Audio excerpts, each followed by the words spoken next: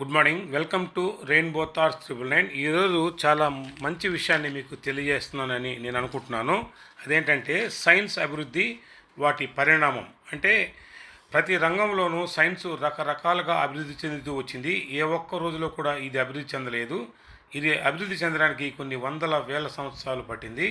ఇందులో ముఖ్యంగా మానవులందరూ కూడా సంఘజీవులు, అంటే కలిసి జీవిస్తూ ఉంటారు. కాబట్టి వాళ్ళకి ఖచ్చితంగా తమ యొక్క భావాలని, తమ యొక్క అనుభవాలని ఇతరులతో పంచుకోవడం చాలా అవసరం. దానినే సమాచారం లేక కమ్యూనికేషన్ వ్యవస్థ అంటారు. ఈ కమ్యూనికేషన్ వ్యవస్థ అంటే సమాచార వ్యవస్థ ఒకరి నుంచి ఒకరికి ఏ విధంగా మార్పులు జరిగింది, ఎలా జరిగింది అనే విషయాల్ని మీకు చెప్పడమే నా వీడియో యొక్క ప్రధాన ఉద్దేశం. ముఖ్యంగా ఈ వీడియో చేయడానికి ప్రధాన కారణం, మా చిన్నప్పుడు కేవలం ఇన్లాండ్ లెటర్సు, పోస్టల్ కార్డులు మాత్రమే ఉండేవి. ఆ సమయంలో కొన్ని సంవత్సరాలు లేక నెలలు మేము దూరంగా తల్లిదండ్రులకు ఉండి జీవించేవాళ్ళం లేక చదువుకునేవాళ్ళం. ఆ పరిస్థితుల్లో మా తల్లిదండ్రులకి మేము ఎలా ఉన్నాం అనే విషయాన్ని కేవలం ఇన్లాండ్ లెటర్సు, లేకపోతే పోస్టల్ కార్డు, లేకపోతే పోస్టల్ కవర్ల ద్వారా మాత్రమే మేము సమాచారాన్ని తల్లిదండ్రులకు చేర్చేవాళ్ళం. అలాగే తల్లిదండ్రులు కూడా వాళ్ళ ఆశీర్వాదాలు, వాళ్ళ యొక్క అవసరాలు, సమస్యలు మాకు తెలియజేస్తూ ఇదే విధంగా ఉత్తరాల ద్వారా మాకు వాళ్ళ యొక్క సమాచారాన్ని పంపించేవారు. అయితే కాలక్రమేణా అది పూర్తిగా అభివృద్ధి చెందుతూ వచ్చింది. అంతకు పూర్వం, ఉత్తరాలకు పూర్వం కూడా ఏ విధంగా ఈ కమ్యూనికేషన్ వ్యవస్థ ఉంది, దాని తర్వాత ఏ విధంగా కమ్యూనికేషన్ వ్యవస్థ మారింది, మొదలైన విషయాలన్నింటినీ చెప్పడమే ఈ వీడియో యొక్క ప్రధాన ఉద్దేశం. సైన్స్ మీద ఇంట్రెస్ట్ ఉండేవాళ్ళు, అభివృద్ధిని కోరుకునేవాళ్ళు ఖచ్చితంగా ఈ వీడియోని చూడండి. మీ అందరికీ ఉపయోగపడుతుంది. మీ పిల్లలకు కూడా ఈ వీడియో చూపించండి. వాళ్ళు చూడని విషయాలని వాళ్ళు తెలుసుకుంటారు. ఇది చాలా అవసరం. మీ ఫ్రెండ్స్కి కూడా ఈ వీడియోని ఫార్వర్డ్ చేయండి. అలాగే మీకు నచ్చితే ఈ వీడియోని ఖచ్చితంగా లైక్ చేయండి. చివరి దాకా చూసి మీ అభిప్రాయాన్ని నాకు తెలియజేయండి. దీనికి సంబంధించిన వీడియోలో నేను చాలా చేయాలనుకుంటున్నాను. మీ ప్రోత్సాహం నాకు అవసరం. అందువల్ల ఖచ్చితంగా నా వీడియోని మీరు లైక్ చేసి సబ్స్క్రైబ్ చేస్తారని ఆశిస్తున్నాను. Thank you. ఇప్పుడు మొదటి విషయానికి వెళ్ళబోతున్నాం. ప్రాచీన కాలంలో రాజులు అనగా వారికి ముందు, వారి తర్వాత కూడా ఈ సమాచార వ్యవస్థ ఒకరి ద్వారా ఒకరికి రకరకాలుగా జరిగేది. ఇప్పుడున్నటువంటి ఫోన్లు కానీ, ఉత్తరాలు కానీ మొదలైనవన్నీ ఏమీ అప్పుడు ఉండేవి కాదు. కేవలం కొన్ని పద్ధతుల ద్వారా మాత్రమే అక్కడ ఈ సమాచారం జరిగేది. ముఖ్యంగా దూతలు, సందేహ వాహకులు అనేటువంటి రెండు విధానాల ద్వారా ఈ వ్యవస్థ జరిగేది. అంటే రాజదూతలు, రాజులు తమ దూతల ద్వారా సమాచారాన్ని ఇతర ప్రదేశాలకు లేక రాజులకు పంపించేవాళ్ళు.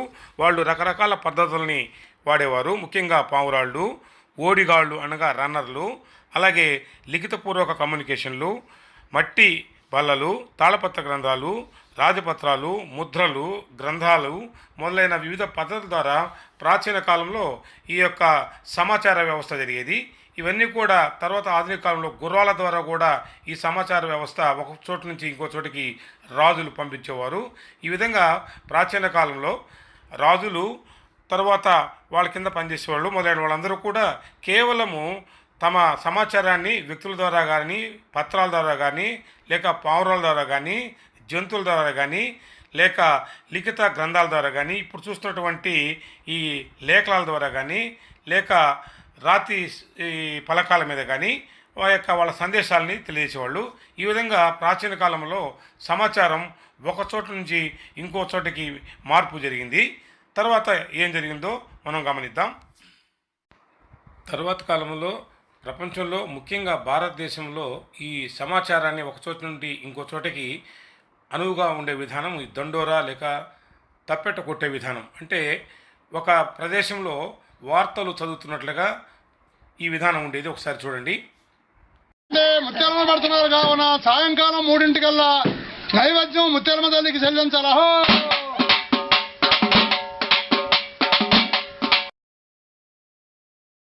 ఈ విధంగా మన దేశం అంతటా దండోరా విధానం ద్వారా ఆనాడు వార్తలు ప్రసారం జరిగేవి. తర్వాత విధానాన్ని, అభివృద్ధిని మనం గమనిద్దాం. ఇప్పుడే అసలైనటువంటి ఆధునిక యుగానికి ప్రారంభమయ్యాము. ఇదే పోస్టల్ విధానం. అంటే ప్రపంచమంతటా కూడా వార్తల్ని ఒక చోటు నుండి ఇంకో చోటికి పంపించడానికి నూతన పద్ధతులు ఆనాడు వచ్చాయి. ఇది 18వ శతాబ్దంలో వచ్చాయి. అంటే పోస్ట్ కార్డులు, ఇన్లాండ్ లెటర్సు లేక స్టాంప్ ఉన్నటువంటి కవర్స్ ద్వారా ఈ సమాచార వ్యవస్థ ఒక ప్రదేశం నుంచి ఇంకో ప్రదేశానికి పంపించేటటువంటి నూతన విధానం ఆధునిక కాలంలో ప్రారంభమైంది. ఈ విధంగా ఈ పోస్టల్ విధానం ప్రపంచంలో మొట్టమొదటిసారిగా ఆస్ట్రియా హంగేరీ దేశంలో ప్రారంభమైంది. 1869 సంవత్సరంలో అక్టోబర్ నెలలో ఇది ప్రారంభమైంది. అలాగే దాని తర్వాత ఇంగ్లాండు, ఫిన్లాండు, స్విట్జర్లాండ్లు మొదలైన అన్ని దేశాలు కూడా ఈ విధంగా ఈ పోస్టల్ విధానం ద్వారా, అంటే ఉత్తరాల ద్వారా ఒకరి నుంచి ఒకరికి సమాచారాన్ని పంపించుకునే విధానాన్ని ప్రారంభించడం జరిగింది. నిజంగా ఈ పోస్టల్ పద్ధతి అనగా ఇన్లాండ్ లెటర్సు, పోస్టల్ కార్డు ద్వారా ఉత్తరాలు రాసే విధానం మాత్రం మా కాలంలో చాలా సంవత్సరాలు మేము స్వయంగా రాశాము. ఆ ఉత్తరాలు చూస్తే, ఆ విధానం చూస్తే ఇప్పటికీ హృదయాన్ని హత్తుకునే విధంగా ఆ ఉత్తరాలు రాసే విధానం ఉంటుంది. ఆ మంచి భావన ఈనాడు పోయింది ఈ ఫోన్ల వల్ల. అయితే ఆనాడు మేము తల్లిదండ్రులుగా లేదా గురువులకు కానీ మేము ఏదైనా ఉత్తరాలు రాసేటప్పుడు ఎంతో గౌరవంగా, ప్రేమతో, అభిమానంతో, భక్తి ప్రయత్నాలతో ఉత్తరాలు రాసేవాళ్ళం. సో ఏదేమైనప్పటికీ ఈ పోస్టల్ విధానం కొన్ని సంవత్సరాలు, వందల సంవత్సరాలు ప్రపంచమంతటా, భారత లేక ప్రపంచాలలో ఈ కమ్యూనికేషన్ వ్యవస్థని చక్కగా ప్రారంభించింది. తర్వాత కాలంలో ఈ కమ్యూనికేషన్ వ్యవస్థలో వచ్చిన మార్పుల వల్ల పోస్టల్ విధానం ఇప్పటికీ కంటిన్యూ అవుతున్నప్పటికీ అవి కొన్ని విషయాలకు మాత్రమే ఈ పోస్టల్ విధానాలు పరిమితమైనాయి. అయితే ఇన్లాండ్ లెటర్సు, పోస్టల్ కార్డులు కాలక్రమేణా తగ్గిపోయాయి. మాకు తెలిసి ఆనాడు ఇన్లాండ్ లెటర్సు 1 రూపాయికి, పోస్టల్ కార్డు పావలాకి ఉండేది. తర్వాత రేట్లు మారాయి. ఇవన్నీ కూడా పోస్టల్ శాఖ ద్వారా నిర్వహించడం ఒక గొప్ప విషయం. భారతదేశంలో ఈ పోస్టల్ విధానాన్ని మొట్టమొదటిసారిగా ఎప్పుడు ప్రారంభించారో గమనిద్దాం. మన దేశంలో 1948 సంవత్సరం సెప్టెంబర్లో బాంబే నుంచి కోల్కతా, ఢిల్లీ, మెడ్రాస్ మొదలైనటువంటి ప్రధాన నగరాలకి ఈ పోస్టల్ విధానం ప్రారంభమైంది. చాలా గొప్ప పోస్టల్ వ్యవస్థ. సో వీటి గురించినటువంటి విషయాలు తెలుసుకోవడం ఈ కాలంలో వాళ్ళకి చాలా అవసరం. లేదా మా కాలం వాళ్ళకి మరొకసారి గుర్తు చేసుకోవడం కూడా ఎంతో సంతోషకరంగా ఉంటుంది. తర్వాత జరిగినటువంటి అభివృద్ధి పరిణామాల గురించి కూడా వెంటనే తెలియజేస్తాను. ఈ కాలంలో ఎవరికీ తెలియని ఒక స్పీడ్ పోస్టల్ విధానాన్ని టెలిగ్రామ్ అంటారు. మా రోజుల్లో టెలిగ్రామ్ అని పోస్ట్ మ్యాన్ అరిచాడంటే గుండెల్లో దాడి ఉండేది. అంటే ఎవరైనా చనిపోతేనో, లేదా ఏదైనా పెళ్లి జరిగితేనో, లేదా ఎవరైనా బంధువులు తప్పిపోతేనో స్టార్ట్ ఇమీడియట్లీ అనే వాక్యంతో ఈ టెలిగ్రామ్ ఉండేది. ఒకసారి రకరకాలుగా ఉండేది. అంటే చాలా స్పీడ్ సమాచారం ఒక చోటు నుండి ఇంకో చోటికి వెళ్ళిపోయేది. అదే టెలిగ్రాఫిక్ సిస్టమ్. ఇప్పుడు మనం చూస్తున్న యంత్రమే టెలిగ్రామ్ విధానం. ఈ పద్ధతి ఒక విశిష్టంగా ఉంటుంది.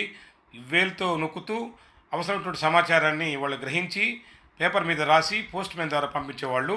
దీన్ని జోసెఫ్ హెన్రీ శామ్యుయల్ మోర్స్ అనేటువంటి వాళ్ళు ఈ టెలిగ్రాఫ్ సిస్టాన్ని కనిపెట్టారు. 1881, 1936లో ఇది విస్తారంగా అమల్లో ఉండేది. కాలక్రమేణా ఈ టెలిగ్రాఫ్ సిస్టమ్ అంతరించిపోయింది. దానికి కారణం మనకు వచ్చినటువంటి అధునాతనటువంటి ఫోన్లే. వాటి గురించి కూడా ఇప్పుడే తెలుసుకుందాం. తరువాత కమ్యూనికేషన్ వ్యవస్థలో వచ్చినటువంటి విప్లవాత్మకమైనటువంటి అభివృద్ధే టెలిఫోన్ అనగా తెలుగులో దూరవాణి. టెలి అంటే దూరం, ఫోన్ అనగా శబ్దం. అంటే దూరంగా కొన్ని వందల వేల కిలోమీటర్ల వ్యక్తి ఇంకో వ్యక్తితో మాట్లాడే విధానమే ఈ టెలిఫోన్ అని అంటారు. దీనిని అలెగ్జాండర్ గ్రహాం బెల్ 1876లో కనుక్కున్నారు. దీనికి ముందు అనేక ప్రయోగాలు జరిగినప్పటికీ 1876లో గ్రహాం బెల్ మొట్టమొదటిసారిగా తన భార్యకి ఫోన్ చేసి ఆమె పేరుతో హలో అని పేరుతో ఆమె పిలవడం జరిగింది. అప్పటి నుంచి ఎవరు ఫోన్ చేసినా కూడా మనం ఇప్పటికీ హలో అని అంటున్నాము. అంటే హలో అంటే అలెగ్జాండర్ గ్రహాం బెల్ ఆయన భార్యని మొట్టమొదటిసారిగా పిలిచిన పేరు. ఈ విధంగా ఈ దూరవాణి లేక ఫోన్ వచ్చిన తర్వాత ప్రపంచంలో ఈ కమ్యూనికేషన్ వ్యవస్థ అత్యంత వేగాన్ని సంతరించుకుంది. తర్వాత దీంట్లో కూడా అనేక మార్పులు ఉన్నాయి. అంటే మొట్టమొదటిగా ఫోన్లు ట్రంకాల విధానం అనేవాళ్ళు. ఒక ఫోన్ బుక్ చేసుకొని మాట్లాడడానికి కొంత టైం పట్టేది, కొన్ని రోజులు పట్టేవి. దాని తర్వాత గణనీయమైనటువంటి అభివృద్ధి జరిగింది. అదే ఎస్టీడీ బూతుల విధానం వచ్చింది. అంటే ప్రతి వ్యక్తి సులభంగా ఒకచోట కూర్చొని ఖర్చు పెట్టుకొని మరీ ఇతరులతో ఫోన్ చేసుకోవడానికి ఈజీ మెథడ్గా ఈ విధానం వచ్చింది, టెలిఫోనిక్ బూతులు. దాని తర్వాత రూపాయి కాయిన్లు ఎక్కడ పడితే అక్కడ ప్రతి షాప్లో కూడా ముందు వేలాడుతుండేవి. ₹1 వేసి 1 నిమిషం లేక 2 నిమిషాలు ఆ రోజుల్లో మేము మాట్లాడేవాళ్ళము. చాలా స్పీడ్ సమాచార వ్యవస్థ ఇది. దీని ముందు కూడా పేజర్ వ్యవస్థ వచ్చింది. ఈ పేజర్ ద్వారా చిన్న చిన్న సందేశాలను ఇతరులకు పంపించేవాళ్ళు. అదేవిధంగా అర్జెంటుగా ఫోన్ చేయమని పేజర్ ద్వారా మెసేజ్ పంపిస్తే ఆ పేజర్లో వచ్చినటువంటి మెసేజ్ చూసుకుని తన మిత్రులకు లేక బంధువులకు శ్రేయోభిలాషులకు ఈ పేజర్, ఇప్పుడు చూస్తున్న పేజర్ ద్వారా వచ్చిన సమాచారాన్ని తీసుకుని వెంటనే దగ్గరలో ఉన్న ఎస్టీడీ బూత్కో లేదా రూపాయి కాయిన్స్ ఉండేటువంటి వాటికో దగ్గరకు వెళ్ళి ఫోన్ చేసే విధానం ఆనాడు ఉండేది. దాని తర్వాత ఫ్యాక్స్ విధానం వచ్చింది. అంటే ఈ ఫ్యాక్స్ విధానం కూడా చాలా స్పీడ్గా సమాచారాన్ని ఒక చోట నుంచి ఒక్కో చోటికి పంపించేది. అయితే ఇది వాయిస్ రూపంలో ఉండేది కాదు, కేవలం పేపర్ రూపంలో ఉండేది. అందువల్ల ఇది స్పీడ్ వ్యవస్థ అయినప్పటికీ ధ్వని సంబంధం లేకుండా వచ్చింది కాబట్టి తర్వాత కాలంలో ఇది వెళ్ళిపోయింది. ఏదేమైనప్పటికీ ఇప్పుడు మనం చూస్తున్నటువంటి ఈ ఫోన్లు కూడా, నేను చెప్పిన ఫోన్లు కూడా తర్వాత కాలంలో అంతరించిపోయాయి. ఈ ఫోన్లకి, ఫ్యాక్స్కి, అలాగే పేజీలకి మధ్యలో ఇంకొక ముఖ్యమైన విధానం ఉండేది. అదే వాకీ టాకీ విధానం. అంటే ఇది కేవలం నిర్దిష్టమైనటువంటి వ్యక్తులు మాత్రమే వాడడానికి ఉపయోగపడేది. ముఖ్యంగా ఇప్పటికీ ఇది వాడుకలో ఉంది. పోలీస్ వ్యవస్థలోనూ అలాగే మిలిటరీ వ్యవస్థలోనూ ఈ వాకీ టాకీ విధానం ఇప్పటికీ ఉంది. చాలా కీలకమైనటువంటి సమాచార వ్యవస్థలో క్లియర్గా సమాచారాన్ని ఒక చోట నుండి ఇంకో చోటికి పంపించే విధానం ఇది. నిజంగా చాలా గొప్ప విషయం. దీని తర్వాత జరిగినటువంటి పరిణామాలు మనం ఇప్పుడు తెలుసుకోబోతున్నాం. ఫోన్ వ్యవస్థ పూర్తిగా అభివృద్ధి చెందిన తర్వాత అంతకంటే విప్లవాత్మకమైనటువంటి అభివృద్ధి ఈ మొబైల్ ఫోన్లు వాడక విధానం వచ్చింది. దీనిలో మొట్టమొదటిసారిగా మోటరోలా ఫోన్ ప్రపంచంలో మొట్టమొదటిసారిగా ఈ ఫోన్ని కనిపెట్టారు. అంటే వైర్లెస్ ఫోను. ఇంతకుముందు మనం టెలిఫోన్ అంటే వాటికి కనెక్షన్ ఉంటుంది, వైర్ ఉంటుంది.